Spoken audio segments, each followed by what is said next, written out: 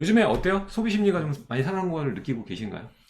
어느 정도는 살아났는데 이제 과거처럼 투자하겠다고 다주택 어떻게 사야 되냐 음, 물어보시는 분은 많이 적죠. 음, 대부분 다 보유하신 거 어떻게 이제 갈아타기 전략을 쓸까? 음, 혹은 뭐 무주택자분들이 내 거주주택을 언제 얼마에 어디에 사야 될까? 어떻게 보면 다 실거주 질문이라고 보시면 될 것 같아요. 음. 맞아요. 요즘에 갈아타기 아니면 이제 무주택자 분들이 집을 사는 경우, 뭐 그렇죠. 이런 경우가 많고, 다주택자 분들 투자에 대해서는 할 곳이 많이 없어요. 그리고 주택의 그 취득세 중과부터 일단 관문이 막고 있기 때문에, 웬만하신 이제 다주택자 분들은 한 채만 더 할 수 있고, 그래서 요즘에는 1주택자가 갈아타기를 할 거냐, 아니면 2주택자가 될 거냐, 이 고민을 상당히 많이 받고, 요즘에. 오히려 다주택자 분들은 뭐 세금이나, 아니, 그러니까 정리할 것들을 문의를 많이 하시는 것 같아요. 네. 이제 어떻게 보면 여론이죠. 네. 여론과 관련된 심리라고 보시면 되는데, 최근 들어서 이제 많이 빠졌습니다. 사실 음, 고점이었던 때가 음, 2021년도 한 3분기 왔다 갔다 할 때 같아요. 네. 9월에서 10월 달 정도. 네. 가격이랑 같이 봐야 이게 참 의미가 있는데, 음, 가격도 서울 수도권 엔간한 지역이 이때가 다 고점이었었죠. 맞아요. 매수가 막차로 확 불타올랐다가 이때 이후부터 그때 당시에 그 대출 중단 사태가 한번 왔었어요. 맞아요. 금감원에서 모든 5대 시중은행들한테 전년 대비해가지고 대출 총량 늘리는 걸 제한을 하다 보니까 음, 상반기에 다 써버린 뭐 하나은행이나 이런 데들에서 다 대출을 이제 더 이상 한 해 맞아요. 동안, 그때 주담대가 아예 안 됐잖아요. 그쵸, 연말까지 완전히 음, 중단을 한번 시켰었죠. 전세대출도 처음에 네. 멈췄다가 음. 다시 해주고. 그리고 나서 뭐 연초에 개시는 다시 했는데 심리는 그때 이미 이미, 바닥으로 예, 가버렸죠. 그러다가 또 이때 금리 인상 금리. 시작되는 시기, 네. 그러니까 악재가 막 줄줄 겹쳐버린 거예요. 약 음, 1년 이상 동안. 음, 그러다가 이제 반등을 시작을 한 시기를 보니까 작년 말 정도부터 이제 본격적으로 고개를 좀 들었죠. 음, 서울이 조금 더 빨리 반응은 했고, 음, 그리고 수도권이 따라 붙으면서 최근에는 드디어 100 넘어섰습니다. 음, 올해 한 3, 4월 달경부터 이제 100을 넘어선 것 같아요. 네. 지난 뭐 몇 주 혹은 뭐 5월 넘어오면서 분위기는 어떤 것 같으세요? 일단은 제가 현장에서 느끼는 거는, 어, 제일 셌던 게 어떻게 보면 3월, 4월이 3, 굉장히 4월. 세게 예. 느껴졌고, 3월이 일단 제일 셌던 것 같아요. 그리고 지금 최근 그 5월 달 같은 경우에는 이제 중저가 부동산 쪽으로 좀 온기가 넘어가는 느낌? 근데 이제 그 에너지가 좀 뭐랄까, 좀 더 확산되는 것은 맞는데, 이렇게 전에 처음 시작할 때만큼 강하다는 느낌은 많이 안 드는 것 같아요. 이번에도 이사철하고 같이 해가지고 반등이 한번 고개를 싹 든 그런 측면이 좀 있단 말이죠. 그래서 네. 저는 개인적으로 좀 많이 눈여겨보고 있는 게 음, 이번 여름 비수기를 어떻게 버틸 거냐, 많은 지역들에서. 그리고 음, 나서 오게 될 가을 이사철에서 반등을 얼마나 또 이뤄낼 거냐. 요게 어떻게 보면 앞으로 올해 남은 기간 동안에 이 집값이 더 올라갈 거냐 아니면 그냥 보합으로 갈 거냐 음, 이거에 대한 이제 어떻게 보면 분수령이 아닐까 이번 여름 지나면서가 그런 음. 생각이 좀 저는 듭니다. 어, 저는 그런 것 같아요. 상반기가 이게 템포가 한번 사는 분위기가 한번 터지고 이게 쭉 이어지기가 굉장히 어려운 상황이거든요. 예, 확실한 거는 그거예요. 저는 하반기에 이사철 오면 전세는 무조건 회복이 예. 강하게 나올 거라고 봐요.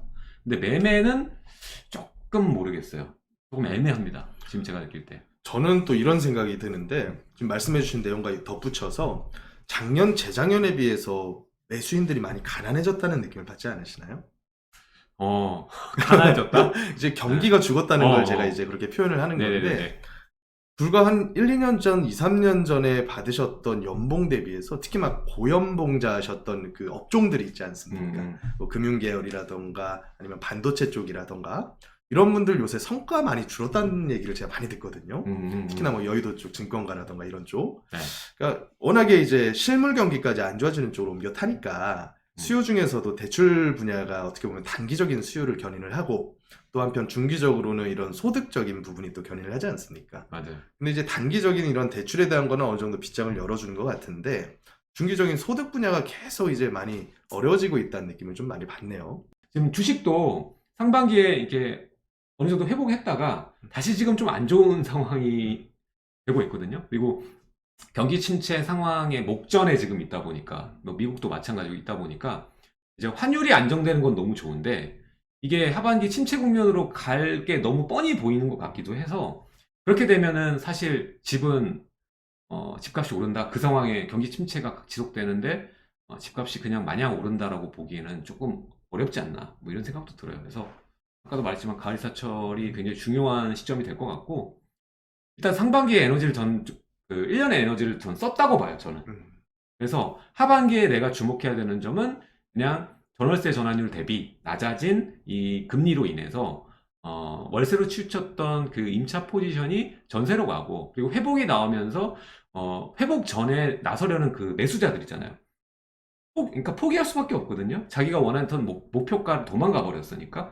그러면 결국에는 되돌아서 임차의 포지션 중에서 골라야 된다는 거죠. 다시 전세나 월세를 뭐 2년 돌아가는 식으로 갈 텐데 거기에서 가장 압도적인 유리한 포지션이 지금으로서는 전 전세로 보이거든요. 그래서 전세 쪽으로 수요가 오면서 회복되는 게 강하게 느껴지는 건 확실해 보이는데 오히려 이 매매적인 측면에서는 상반기에 에너지를 몰아썼기 때문에 우리가 생각하는 전고점 돌파를 하기에 에너지가 나오기는 어려워 보인다. 지금 서울 아파트만 딱 뽑아서 네. 매매와 전세 그리고 월세 매물 추이가 어떻게 되나를 한번 보려고 그랬었거든요. 네네. 그랬더니 요 시기부터 굉장히 좀 유의미한 이런 모양새가 좀 나타나죠. 네. 매매 매물이 확 뛰면서 전세와 월세 매물이 같이 빠지는데 이 네. 기울기로 봤을 때는 전세 매물의 감소가 굉장히 도드라진단 말이죠. 그러니까 지금 말씀하셨던 이 전세가 유리한 포지션이 되고 있다. 이게 어떻게 보면 이 매물 증감하고도 상당히 좀 증명이 연관이 되고 있죠. 있다. 네. 이렇게 보여지기는 합니다. 네, 맞아요.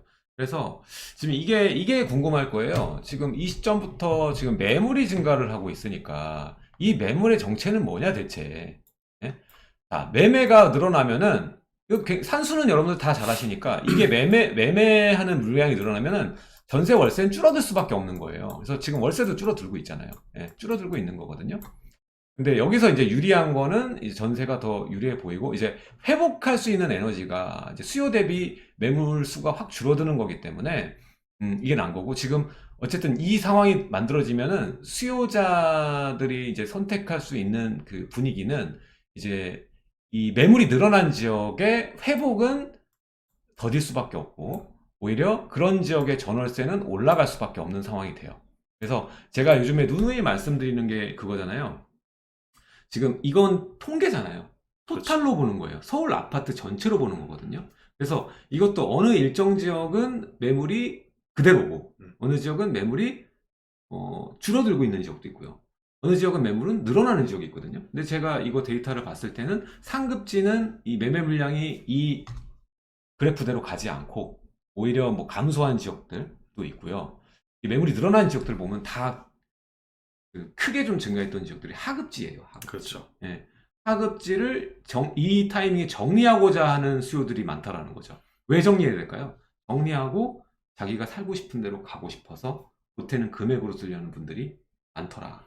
지금 말씀하신 그 내용이 상당히 데이터와도 일치를 한다라고 저도 생각을 하는 게 여기다가 또 이제 가격, 그러니까 실거래가가 있고 이것도 이제 매도인들이 이렇게 매물을 많이 올렸다는 얘기는 그만큼 매도 호가도 많이 이제 올라왔다는 얘기잖아요. 그렇죠. 그럼 이 두 가지의 가격이 현재 어떻게 반응을 하고 움직이고 있나 이것도 같이 봐야 되는데 최근 들어서 실거래가가 보통 뭐 한 10에서 15% 이렇게 뛰지 않았습니까? 네, 맞아요.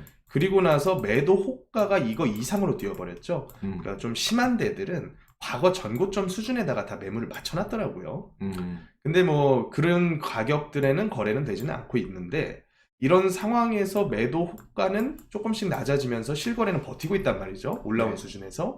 어떻게 보면 이걸 제 나름대로 해석하기로는 매도인들이 팔고 떠나려는 물량을 시장이 가격 살짝 올라온 수준에서 많이 던졌구나. 그러니까 이제 어떻게 보면 이 이익 실현 매물이 많이 늘고 있다라고 저도 해석을 하고 있습니다. 그리고 거기다 추가해서 그것도 있지만 이것도 있어요.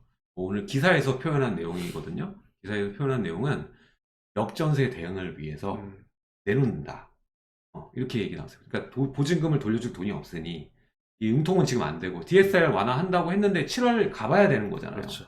그러다 보니까 지금까지는 돌려줘야 되는 사람들은 돌려줘야 되니까 물건을 내놓는 사람이 많다라고 표현을 한 건데 사실 이 두 가지가 믹싱됐다고 좀 봐요. 이 첫 번째 우리 얘기했던 지금 높아지는 호가에 정리하고 다른 포지션을 다른 그 상급지를 살려는 수요 거기에 대한 기사보다는 역전세 대응에 좀 치중해서 기사가 좀 나오는 편이거든요. 근데 여러분도 좀 아셔야 되는 게 역전세 상황은 100% 맞아요. 지금 21년 하반기에 맞췄던 금액, 제 아까 최고치 금액에서 분명히 이제 최저치에서 조금 회복되는 정도 수준에 맞추는 건 맞거든요. 맞는데 역전세는 확실하지만 원래 필요한 금액대를 이만큼으로 잡았더라면 막상 하반기 맞닥뜨리면 그보단 좁아져 있을 겁니다. 좁아져 있고 적어져 있을 거기 때문에 이번에 역전세 상황을 잘 대응하시는 분들이 어떻게 보면 자산을 지킬 수 있는 분들이라고 저는 봐요. 그래서 잘 생각해야죠. 이번에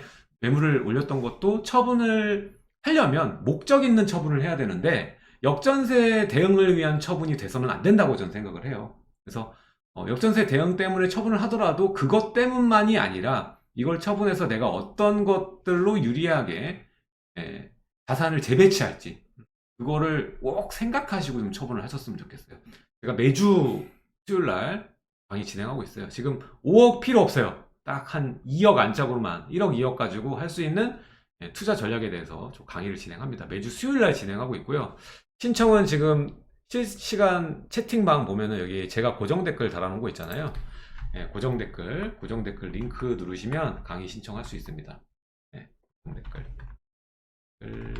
링크.